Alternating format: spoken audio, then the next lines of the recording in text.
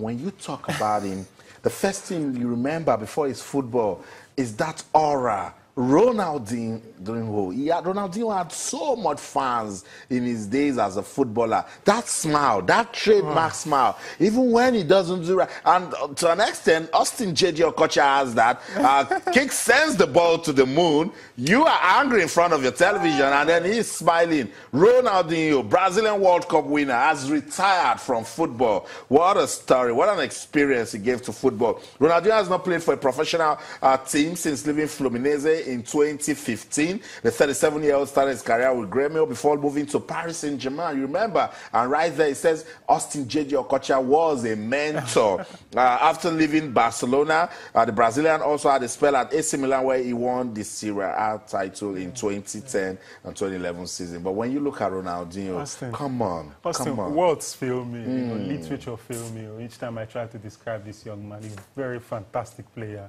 Fantastic dribbler, he's somebody who enjoys the game. I know. You see him, you know that he's not just playing for the money, he's playing for the fun of the game. Plays with so much passion, a lot of energy, a lot of vibes, makes it more, fun and entertaining to watch. And a great player. I was just watching a clip of him earlier in the day. There was a goal he scored against Real Madrid. He actually took the ball from the middle of the park, beat 3 Real Madrid players as if they were not there, and tapped the goal, as if into the net, as if Casillas was not even, on the goalpost. And even Real Madrid supporters stood up in adoration, They stood up and they clapped for him over that goal. Such a great player. The world of football is going to miss him. Who would forget the goal he scored against Chelsea? A fantastic goal. Great player. Great player. We're really going to miss him a lot. Ronaldinho, what a story. Every good thing has an end. It defines the word passion. It does. When you look at Ronaldinho, it defines the word passion. Ronaldinho's brother was his idol when he started playing football. But he ended up being better than his brother. He was better than anyone at the time. And you genuinely wondered if he might end up better than anyone else ever. And persons are still saying, why you guys are saying Cristiano Ronaldo and Messi? Have you forgotten Ronaldinho? He made it look effortless. When you look at Messi, you know that indeed he had good tutorial. I mean, when you have someone like Ronaldinho in front of you as an idol, you get to learn a lot from him. He was exceptional. I mean, during his playing days, and the way he played with so much passion, fun, he made it look very easy. His dribbling skill was very dramatic. Each time he takes out a player, even the fans, know that the player has been comfortably beaten. If you try to touch him, it will just be obvious that you're just, committing a foul. It's kind of, the world cannot, so far we've not been able to produce player of his like. Messi is very pacey. He's not very pacey. What it does is that it beats you and you know that you've been beaten. But there's nothing you can do about it. But shout out to Nigeria's Austin J.J. Okocha. Because Ronaldinho says it everywhere he goes that, look, I learned football I wonder from how Paris Saint-Germain training session those days would look like. I mean, to say that, I'm not going close to this too. It would just look like a child's play because both of them would just be toiling, practically with the defenders, making fun of them. Because you look at the skill that J.J. Okocha and Ronaldinho, the way they display on the field, you can imagine how a training session would look like.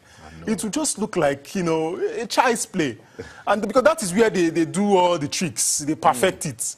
And you can imagine being a defender and you're up against these players. The coach will just have to pardon the defender. Say, okay, it's okay. I know you're a great defender, but I will just, don't be so hard on them because they would practically be making a mess of those defenders. And almost making the coach feel as if he doesn't have great defenders because these guys are very scintillating, highly talented, and they play with so much fun, passion, and they just simplify things. They make it look as if Ronaldinho is a natural, natural footballer. Everything about him, he exudes football. And not just a good footballer, he's also a fantastic ball juggler. Club World Cup, players from, I think it's Raja Casablanca, they almost stripped Ronaldinho. They wanted his shirt, everything. His boots, his shin guard, his hose. I mean, at some point was a football idol. He was, and the way he played, and very nice too. He never had any issue, not much controversy. Just for his social life. Just social life. He loves his women. Apart from that, really, he doesn't really have much of an issue. Yeah, because we don't get to hear how Ronaldinho was involved in this, Ronaldinho was involved in that. It's just about his personal life. are really going to miss him. What a story. Yes, we're going to miss Ronaldinho Gaucho. Oh, my goodness. Assist. Passionate footballer anytime, any day. And you see, some of these are football icons.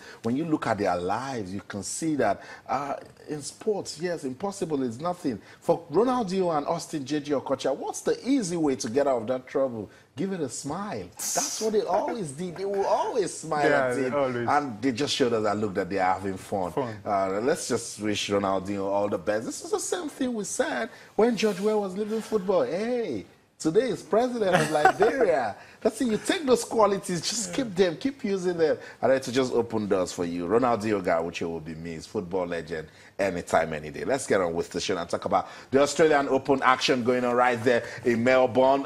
But information that you can use, let's run through it. Ivo Karlovic has become the oldest player to reach the Australian Open third round in 40 years. That's him right there. Karlovic, who turns 39 next month, came through the longest match of the tournament so far with 53 aces in a 7-6, 6-7, 7-5, 4-6, 12-10 victory over Japan's Yuichi Sugita in 4 hours and 33 minutes. Austin, that's crazy. Wow. 4 hours and 33 minutes. For a 39 years old, that is massive. That tells you he's a fit guy. A very, very fit and guy. deserves to go into the history books. Absolutely. I mean, even watching such a match would be very, very easy. I doubt if anybody really sat through the match, you know, very, very difficult. But for him to, at that age, to be able to churn out such a performance, it's massive. He reminds me a lot of Goran Ivanisevic, who also, you know, at Wembley, he stayed up to, I think, 41 before he finally, you know, retired. You know, it shows that if you really keep fit, if you take care of your body, there is a lot you can achieve. Even up to, you know, in the sports, playing against top, you know, team players, you know, far younger than him, and being able to churn out results like this. He is a thorough pro. The Croatian, who will now face Andres Seppi, will be the oldest player to compete in the third round since Australian great Ken Rosewall, who was at the time in 1978. 44 years old. Sports Tonight on Channels TV. Let's go on this final break. When we come back, it's still on the Australian Open. Rafael Nadal still powering on. Don't go anywhere. Stay.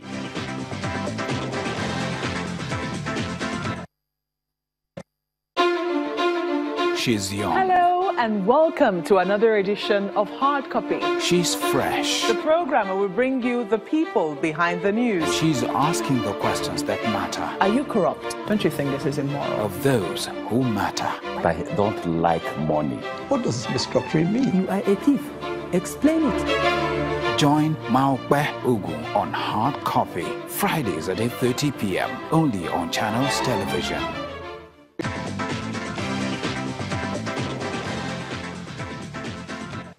Okay, let's get back to the Australian Open now and give you some more updates where world number one Rafael Nadal has continued his quest for his 17th Grand Slam championship title with a hard-fought. Nadal had to fight for this one. It was a second-round victory over Leonardo Meyer. Yes, Meyer didn't give it easy to Nadal. At times, Nadal, the 2009 champion, was left frustrated by Meyer's resilience, but ultimately, the Spanish superstar, of course, with his experience, prevailed 6-3, 6-4, 7-6 in 2 hours 38 minutes. Nadal, who is now 53-11 lifetime at Melbourne Park, will face Bosnia's Damir Zumar in the third round. That shouldn't be a problem to this absolutely man. Should. I mean, the way he went about this particular match, fantastic. You know, the spelling lingering injury concerns, you know, people had concerns over his fitness, and the way he went about it, clinical, typical of Nadal. And I mean, the way things are going is looking like he could actually, you know, challenge for the title. And who knows? Nadal, Federer, you never know. Just hopeful, yeah. That's right. So, Rafael Nadal, one of the old guys, still telling us that he's still fresh. 17 Grand Slam and playing as if. And we told you Ivo Karlovic got into the record books as the oldest player to reach the third round at the Australian Open. Someone else also got into the record books as the youngest player to reach the third round, who is the 15-year-old Marta Kostyuk has become the youngest player to reach the third round of the Grand Slam event in over 20 years after beating Olivia Rybowski at the Australian Open. Kostyuk needed just 2 sets of 6-3, 7-5 to reach round 3 in her debut, backing her up as a first round upset of 25th seed Peng Shuai. The 15-year-old Ukrainian is now 113 $6,500 richer, having earned only $6,733 coming into the match at 15. She has all of that money. World number 521. Wow. You know, I mean, wow. I see Oyinamo quadring her. I receive it. I see Mary Love. I receive it. Okay. You know, Austin, I really receive it. 15, and look at the money she has earned by getting to the third round. She reminds me a lot of Maria Sharapova. It looked very much like Maria Sharapova when she was coming up. She has great prospects. Let's leave it at that. I must say thank you so much, Joseph. And then towards the end, he became a prophet for tennis in Nigeria. Thank you. And of course, to you, what I keep saying, what can we do without you on this show? Thank you so much for being part of it. But remember to keep talking to us. This show doesn't end. Keep talking to us on Twitter, channels_sports, Facebook, channels Life is Sports. For the team, I'm Austin Okonakman. Let's do this again tomorrow. But until then, in everything you do, remember, keep talking sports. Bye for now.